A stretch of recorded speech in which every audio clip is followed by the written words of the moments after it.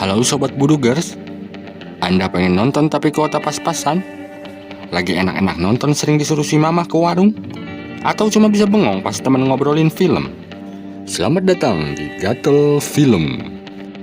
Di video kali ini kita akan membahas film yang berjudul High Plains Drifter yang dirilis tahun 1973. Diperankan oleh Clint Eastwood, menceritakan tentang sosok koboi misterius yang masuk ke kota misterius, yang di dalamnya terdapat konspirasi misterius. Pokoknya semua serba misterius, sama misteriusnya kayak kalian yang nonton tapi nggak subscribe. Hehe. Oke, daripada gatal kalian semakin akut, langsung aja kita ke alur filmnya.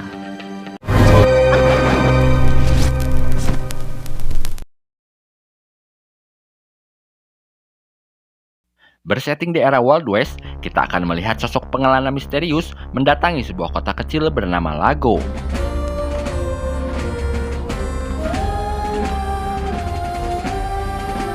Dia adalah tokoh utama di film ini, namun saking misteriusnya, di sepanjang film kita tidak akan pernah mengetahui namanya, maka kita sebut saja si Kalem.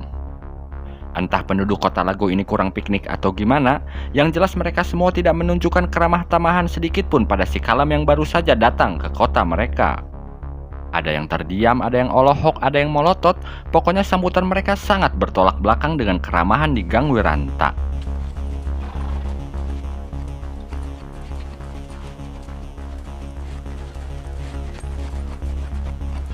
Merasa risih karena dipandangi oleh masyarakat setempat, si Kalem pun segera masuk ke salah satu bar di sana. Akibat perjalanan jauh dan matahari yang ngabelentrang, dia pun segera memesan pop es campur marimas untuk mengobati dahaganya. Ketika sedang menikmati minuman, tiba-tiba saja 3 orang preman mendatanginya. Dikira mau ngicip, ternyata mereka datang untuk mengganggu si Kalem. Mereka mengejeknya, bahkan mengajak si Kalem untuk melakukan duel tembak.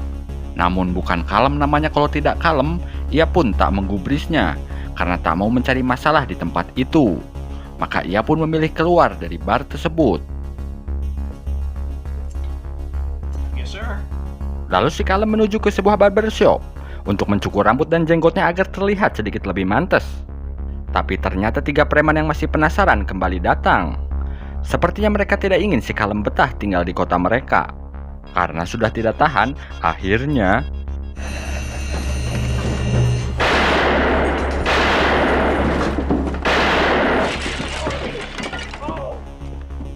hanya dengan 3 tembakan, si Kalem pun berhasil menghabisi ketiga preman tersebut. Melihat kejadian itu, lagi-lagi penduduk kota ini cuma bisa diam membisu, yang sepertinya mereka sudah biasa dengan kebarbaran di kota Lago.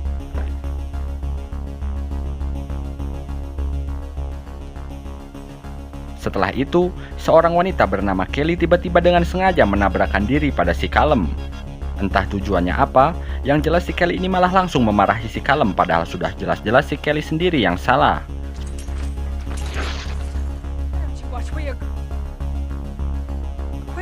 Si Kalem yang mengartikannya sebagai rayuan atau kode, seketika imannya goyah. Maka langsung saja ia menyeretnya ke sebuah lumbung.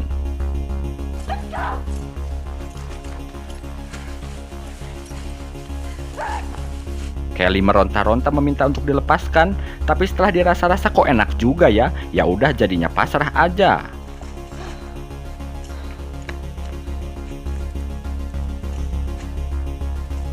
Setelah lelah akibat permainan keras di lumbung, ia pun menyewa sebuah kamar untuk rebahan. Ketika sedang rebahan, si Kalem mendapatkan sebuah mimpi. Bukan mimpi basah, tapi dalam mimpinya terlihat seorang pria dirajam dengan brutal oleh 3 orang. Serta penduduk kota yang ikut menyaksikan selama penyiksaan itu terjadi.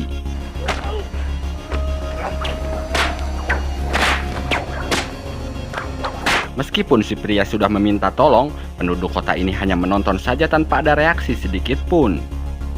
3 orang ini pun terus saja merajamnya, hingga pria ini pun akhirnya tewas.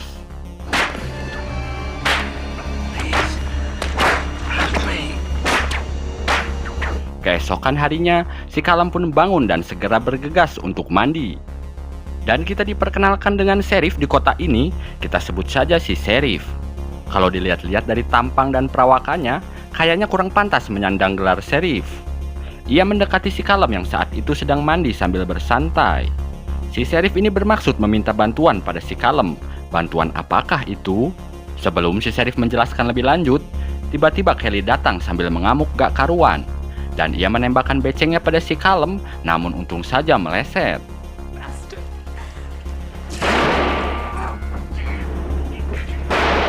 Hal itu memaksa Sheriff untuk menyeret Kelly keluar. Nampaknya si Kelly ini masih dendam akibat peristiwa di lumbung kemarin. Yang entahlah, saya juga nggak ngerti, mungkin kurang puas atau gimana, padahal terlihat ia sendiri tampak menikmati. Bahkan ia sendiri yang caper duluan sama si Callum, tapi ya maklum aja, namanya juga wanita. Berpindah ke balai kota, terlihat beberapa tokoh masyarakat tengah mengadakan pertemuan yang sangat penting. Di sini kita ketahui bahwa kota ini tengah dalam bahaya, di mana kota Lago ini tengah diincar oleh 3 orang bandit, yaitu Bridge dan Carlin bersaudara. Bandit-bandit itu kini memang tengah mendekam di penjara, tetapi pekan depan masa tahanan mereka akan habis. Dengan kata lain, tidak lama lagi mereka akan segera bebas.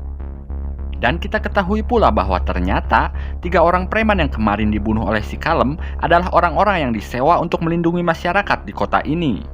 Namun berhubung si Callum sudah menghabisi mereka, maka tidak ada jalan lain selain meminta bantuan si Callum untuk menjadi pelindung mereka sekarang. Dalam pertemuan ini juga kita akan sedikit mencium adanya politik kotor dan konspirasi tingkat tinggi dari para tokoh masyarakat di kota ini. Tetapi sabar, misteri besar ini lambat laun akan terungkap. Kembali ke percakapan si Callum dengan si Sheriff, akhirnya si Callum bersedia untuk menolong kota ini dari serangan para bandit bahkan tanpa bayaran sepeser pun. Tapi dengan satu syarat, yaitu seluruh keinginan si Callum selama berada di kota ini harus mereka penuhi. Dan Sheriff pun menyetujuinya. Kemudian Sheriff akhirnya mengakui bahwa ia tidak seperti Sheriff pada umumnya. Bahkan ia kurang mahir dalam menggunakan senapan. Ia hanya diminta oleh para tokoh masyarakat untuk menggantikan Sheriff sebelumnya bernama Jim Duncan. Sheriff lalu menceritakan bahwa Jim Duncan ini mati secara mengenaskan. Ia dirajam hingga tewas oleh 3 orang bandit ini. Namun untung saja, sebelum mereka merusak dan menjarah kota, pihak berwajib berhasil menangkap mereka. Kejadian yang diceritakan Sheriff ini persis dengan apa yang pernah kita lihat sebelumnya. Apa kalian masih ingat? Ya, benar sekali, seperti gambaran dalam mimpi si Callum saat sedang tertidur.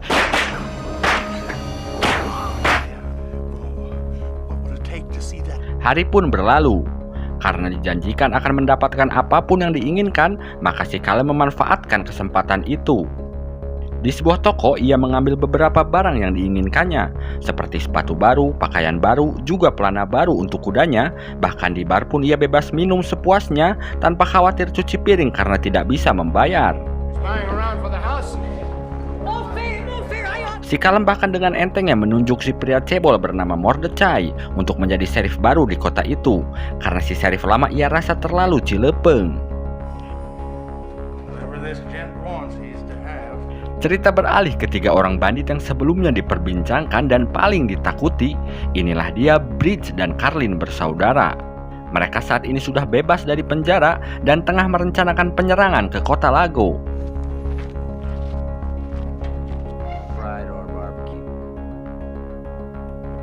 Kita kembali ke kota Lago, di mana si Callum tengah melatih para warga agar bisa menembak dengan benar, yaitu dengan membuat musuh sakit, namun tak terluka. Para warga pun diminta membidik dari atap rumah mereka masing-masing, karena dari situ adalah spot yang tepat untuk menembak. Si Callum lalu meminta si Mordecai untuk mengendarai kereta dan target tembaknya sambil berkeliling mengitari kota. Namun yang terjadi,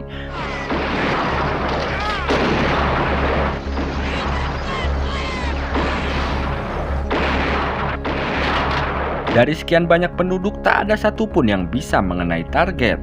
Si Callum pun cuma bisa gogodeg atau geleng-geleng kepala. Maka ia pun turun tangan untuk menunjukkan cara menembak yang benar.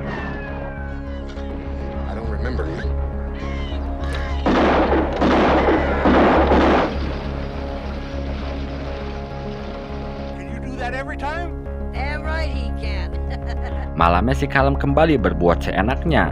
Ia meminta sebuah hotel untuk dikosongkan.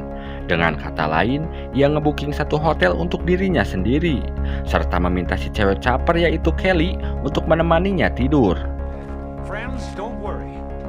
We shall find haven for you in a...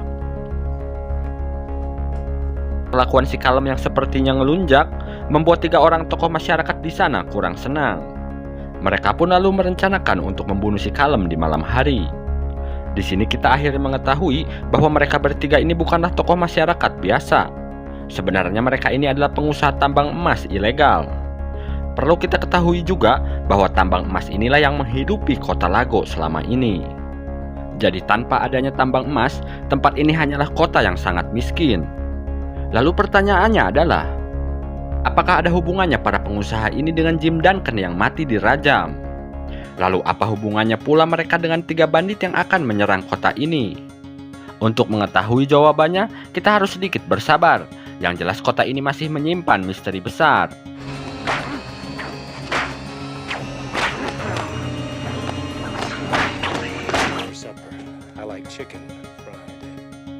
Malamnya sebelum beristirahat, si Kalem bermesraan dengan Kelly. Seperti biasa, Kelly dengan gayanya yang jual mahal tapi lama-lama enjoy.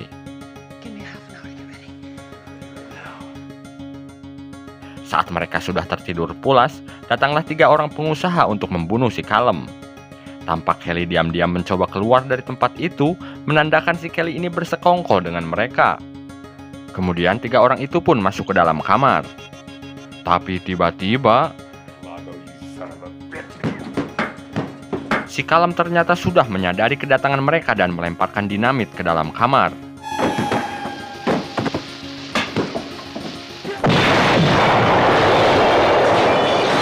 Ketika hotel itu pun hancur berantakan. Sadar sudah ketahuan, 3 orang itu berusaha melarikan diri. Namun si Kalem dengan skill menembak kelas dunia berhasil membunuh 2 orang dari mereka.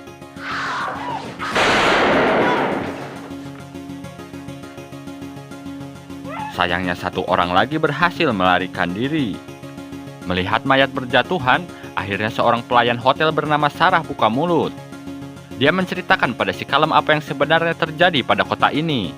Ya, disinilah misteri besar kota ini mulai terungkap. Sarah menceritakan kalau dahulu kota Lago ini adalah tempat yang damai dan tentram. Sebelum akhirnya 3 orang tokoh masyarakat yang tadi mencoba membunuh si Kalem ini menemukan sebuah tambang emas. Tambang emas ini sebenarnya adalah milik pemerintah, namun terbengkalai dikarenakan di Amerika pada saat itu tengah terjadi perang sipil.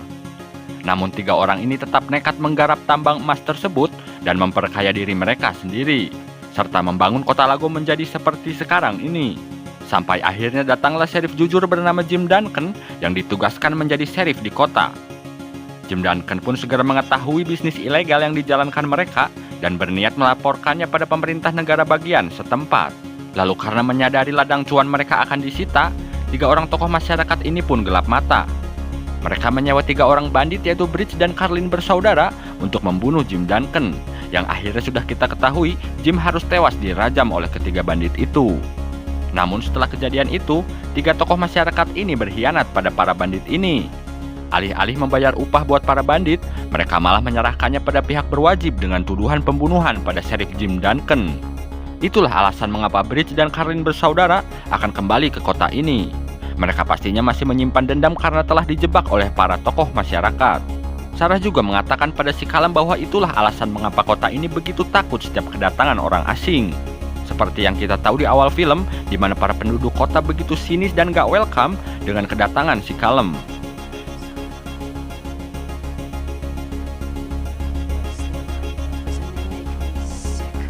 Keesokan harinya seorang tokoh masyarakat yang kabur dalam peristiwa semalam secara tak sengaja bertemu dengan Bridge dan Carlin bersaudara yang tengah dalam perjalanan.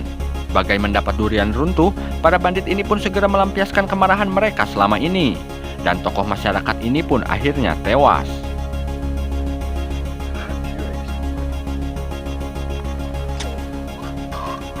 Kembali ke kota Lago, di mana si Kalem sudah melakukan persiapan terakhirnya menjelang kedatangan para bandit.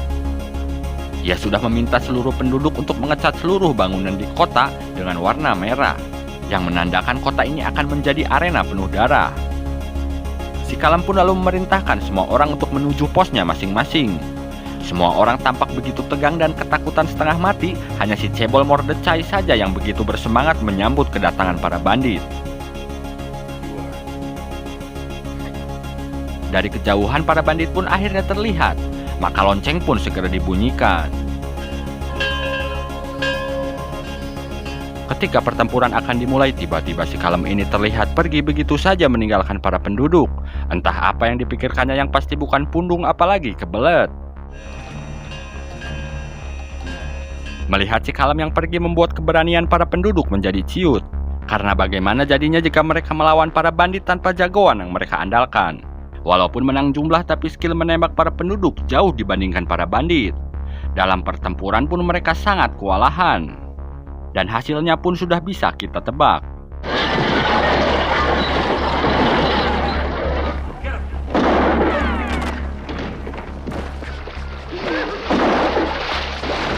Para penduduk yang noob ini dengan mudahnya dihabisi oleh 3 bandit. Setelah pertempuran yang tak seimbang itu, Bridge dan Carlin bersaudara mengumpulkan para penduduk yang selamat. Mereka berniat menyiksa para penduduk ini hingga mati untuk membalaskan dendam karena dikhianati oleh kota ini. Tapi sebelum itu terjadi,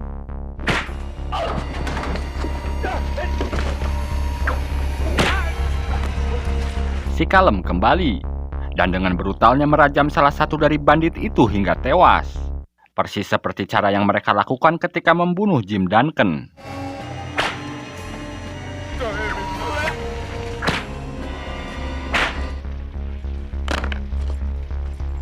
Karena telah membunuh satu temannya, 2 bandit lain segera memburu si Kalem. Dan ternyata mereka berdua bukanlah tandingan si Kalem.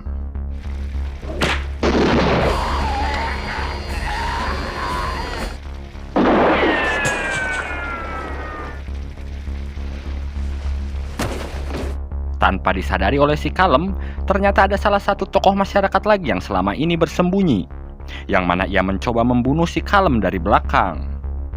Namun si Mordecai berhasil membunuhnya lebih dulu.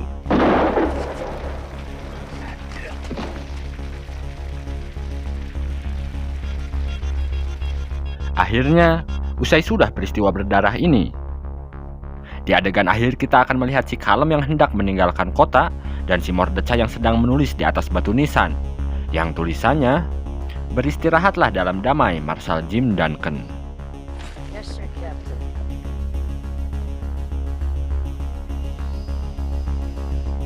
Ini berarti para penduduk telah menyadari arti keadilan dan mereka pernah menyia-nyiakan seorang penegak keadilan itu sendiri, yaitu Sheriff Jim Duncan. Di mana dulu saat Sheriff Jim masih hidup, ia hanya berjuang sendiri. Penduduk kota Lago ini telah disadarkan oleh si Kalem bahwa mereka tak boleh diam saja menyaksikan ketidakadilan itu terjadi.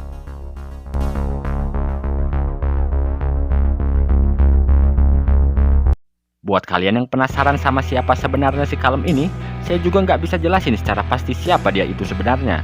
Tapi asumsi saya, si Kalem ini datang ke kota Lago bukanlah sebuah kebetulan. Tujuannya yaitu membalaskan dendam pada para bandit atas kematian Jim Duncan. Perilaku dia selama ini yang seenaknya pada penduduk kota adalah bagian dari balas dendamnya, yang mana para penduduk kota ini emang harus sedikit diberi pelajaran. Karena selama ini mereka hanya diam saja saat melihat ketidakadilan itu terjadi. Oke Sobat Budugers, sekian video kita kali ini. Jangan lupa like, subscribe, dan klik tombol loncengnya supaya kalian nggak ketinggalan video terbaru dari Godol Film. Saya beserta segenap kru yang menganggur mengucapkan Assalamualaikum, sampai ketemu di video selanjutnya.